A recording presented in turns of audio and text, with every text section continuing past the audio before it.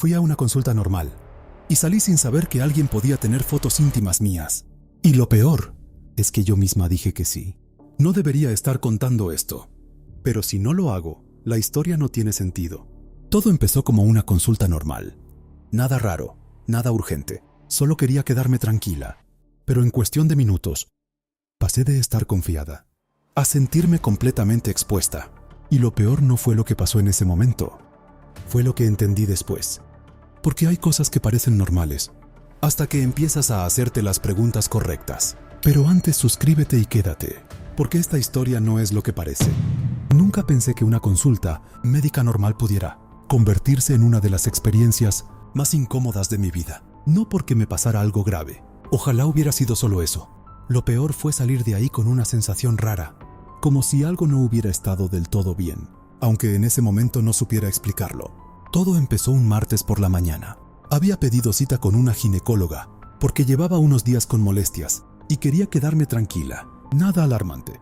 Fui con esa mentalidad práctica de que seguramente no sería nada importante. Esperé en la sala, miré el móvil, respiré hondo y cuando me llamaron, entré sin imaginar lo que vendría después. La doctora era mayor, de esas que imponen respeto apenas entras. No era especialmente cercana, pero tampoco desagradable. Hablaba con seguridad, como alguien que ha visto miles de casos. Me hizo preguntas, revisó antecedentes y luego me pidió que pasara a la camilla. Hasta ahí, todo normal. Lo raro empezó después. En medio del examen, se detuvo unos segundos y me dijo: «¿Te puedo hacer una pregunta?». Yo, incómoda y queriendo terminar rápido, le dije que sí. Entonces soltó: «¿Te puedo sacar unas fotos?». No pregunté nada, solo dije que sí. Y en ese momento, algo dejó de sentirse normal. Los días pasaron, pero la sensación no desapareció. Al contrario, se hizo más fuerte, porque ahora no solo pensaba en lo que había pasado, sino en lo que podía estar pasando después. Una tarde, hablando con una conocida, mencioné la clínica. Ella reaccionó de una forma que me llamó la atención. No parecía sorprendida, parecía reconocer algo. Me dijo que ahí hacían prácticas muchos estudiantes. Eso me dejó pensando. No porque fuera raro en sí, sino porque de repente todo empezó a tener más sentido. O más bien, más peso. Ya no era solo una frase suelta de la doctora. Era un sistema, un lugar donde esas imágenes podían tener más recorrido del que yo imaginaba. Y ahí fue donde mi mente empezó a ir más lejos. No sabía exactamente qué pasaba con esas fotos, pero tampoco tenía ninguna certeza de que todo fuera tan simple como me lo habían explicado. Y cuando no tienes claridad, la imaginación hace el resto. Lo peor vino después, porque la historia ya no estaba solo en mi cabeza. Había empezado a circular. Algunas personas exageraban, otras inventaban, otras insinuaban cosas que nunca habían pasado. Y de repente, mi experiencia ya no era solo mía, era una historia que otros contaban. Y eso fue lo que más me incomodó.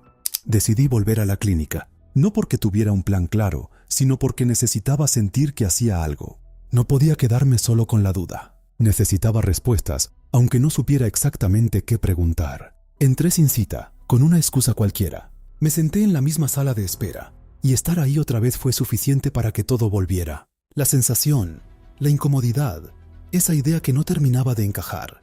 Mientras esperaba, escuché una conversación en el pasillo.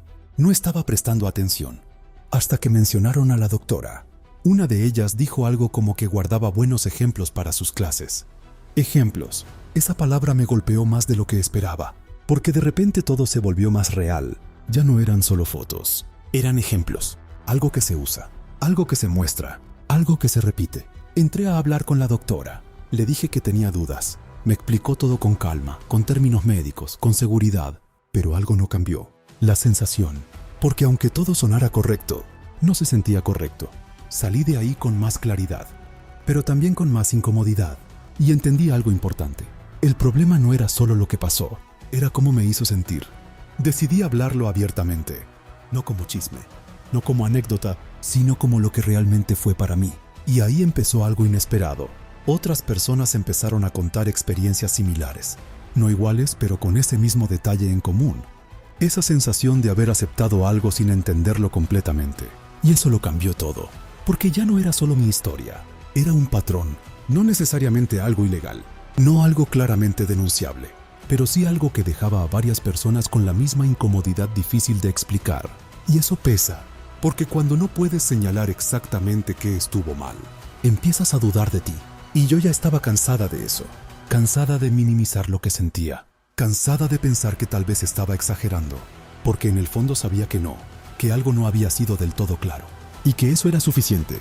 Fue ahí cuando entendí que tenía que decidir cómo terminar esta historia. No en la clínica, no en lo que hicieron, sino en lo que yo iba a hacer después. Al final decidí no quedarme callada. No hice un escándalo, no hubo una denuncia pública. Pero sí hice algo importante. Pedí explicaciones. Busqué información y, sobre todo, dejé de ignorar lo que había sentido desde el primer momento. Y eso cambió todo, porque entendí algo que nadie me había dicho claramente. No todo consentimiento es realmente consciente. A veces dices que sí porque estás incómoda, porque confías, porque quieres terminar rápido. Y eso no significa que hayas entendido todo. Esa fue la verdadera lección. No fue la consulta, no fueron las fotos. Fue darme cuenta de lo fácil que es perder el control en situaciones donde deberías sentirte segura. Con el tiempo supe que las imágenes estaban dentro de un contexto académico. Eso tranquiliza en parte, pero no cambia lo que sentí. Y eso también importa. Hoy veo esa experiencia de otra forma, ya no como una anécdota rara, sino como algo que me enseñó a poner límites, a hacer preguntas y a no ignorar esa voz interna que te dice cuando algo no encaja. Porque al final, lo que más me afectó no fue lo que pasó, fue haber sentido que no podía decir que me había incomodado. Y eso ya no me vuelve a pasar. Dime algo, ahora que sabes todo, ¿te quedarías callado para no incomodar? ¿O hablarías aunque otros digan que exageras?